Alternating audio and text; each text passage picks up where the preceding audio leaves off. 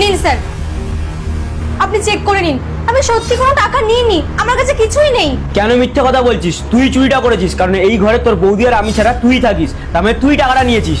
সাহেব বিশ্বাস করুন, আমার কাছে কিছু নেই, আমি সত্যি বলছি। দেখ, আমি তো জানি তুই টাকাটা নিয়েছিস, কিন্তু তোকে আমি ছেড়ে দিতে পারি, একটা শর্ত আছে। কি শর্ত? তোকে আমার সাথে শুতে হবে। সাহেব আপনি সব কি বলছেন? যাতা কথা বলছি না, তুই জানিস ভালো মতন তোর বৌদিকে আমি যেসব কথা বলবো তোর বৌদি সেগুলোই মানবে। আমি কিন্তু বলে দেবো যে তুই টাকাটা চুরি করেছিস, এবার ভেবে দেখ তুই কি করবি। আমি যদি তোর বৌদিকে বলি তুই টাকাটা নিয়েছিস, তাহলে কিন্তু তোর এই চাকরিটা থাকবে না। এবার ভেবে বল কি করবি, তুই আমাকে মজা দিবি নাকি তোর চাকরিটা হাতছাড়া করবি? না না সাহেব, এরকমটা করবে না, দয়া করে এরকমটা করবে না। আরে তোর জায়গা আমার পায়ে না, আমার বুকে, তুই ভেবে বল কি করবি। কিন্তু সাহেব এগুলো করা কি আমাদের ঠিক হবে? ঠিক ভুল সেটা আমি জানি না, কিন্তু তুই যদি আমাকে মজা দিস তাহলে তোর বৌদিকে আমি বলবো না তুই চুরি করেছিস। ঠিক আছে সাহেব, কিন্তু সাহেব আমার চাকরিটা যাবে না তো? আরে সেটা নিয়ে তুই ভাবিস না, তুই শুধু আমাকে মজা দে, তারপর দেখ তোর আমি কপালটা কি করে চেঞ্জ করি। ঠিক আছে, আমি রাজি। তো চল, বাইরে থেকে সময় নষ্ট করে লাভ নেই, তোর বৌদিও নেই বাড়িতে, রুমে চল তাড়াতাড়ি।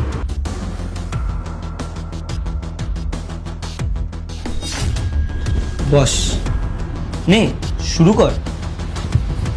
কিন্তু সাহেব আমাদের এগুলো করা ঠিক হচ্ছে না, আমাদের ভুল হচ্ছে। সাহেব আমি সত্যি বলছি, আমি চুরি করিনি।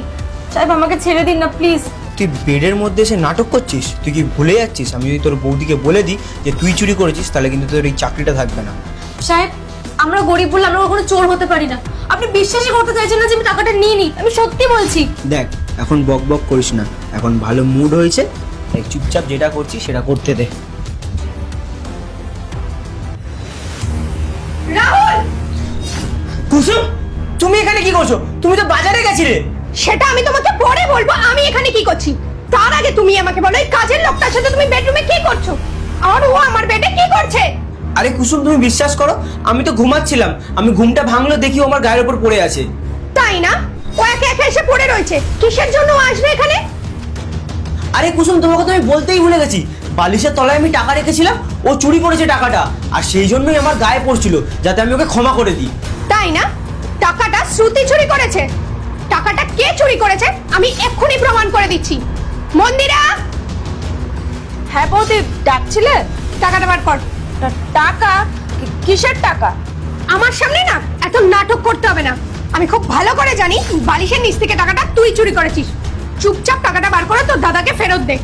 আমি আমি আমাদের বাড়িতে কেন টাকা চুরি করবো বৌদি? এসব তুমি কি বলছো? আর আমি টাকা নিয়ে করবোটা কি?